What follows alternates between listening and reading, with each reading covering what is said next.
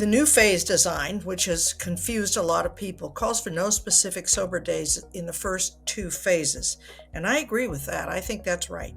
Um, I, I will be working very hard at incentivizing valid tests, not so much clean tests, but valid ones. I want valid tests. I don't really care a lot if they're positive or negative. That is a treatment issue, and these folks haven't had treatment yet, but I want valid tests. And with that comes some trust building that if it's valid and positive, we're not going to go, and lose our mind over it. Um, in phase three, there still shouldn't be many sober days because they still haven't had full engagement in treatment, so they don't have the skills. However, towards the mid to end of phase three, they should be starting to cobble together sober days and then sober days in sequence. And so that really is the function of learning and putting the treatment into place. There we're talking about increasing length of sober time. And I look at that. By then, the dosage of treatment should be sufficient.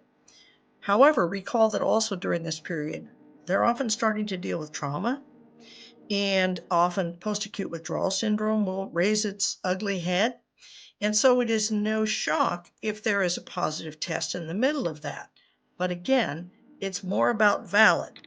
The testing just lets us know whether the treatment is working or whether we need to change it up. So I work with it at that point. It's no shock that it happens.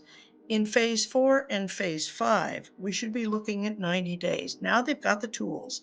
Now it doesn't freak me out if they have a positive, because remember, some of that, they're going to be doing seeking safety, they're going to be developing relationships, they're going to be discovering the big icky that all relationships don't work out, and sometimes they don't know what to do and they'll blow. So there again, if there's slips, they should be dealt with as a service adjustment, unless it's malicious, and a mild sanction.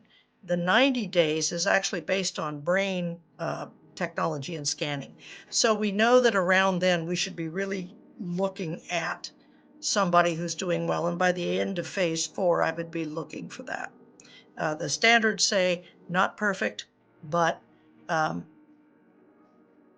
towards the end of phase four, I'd be looking for a good, steady 90 days, and certainly by five.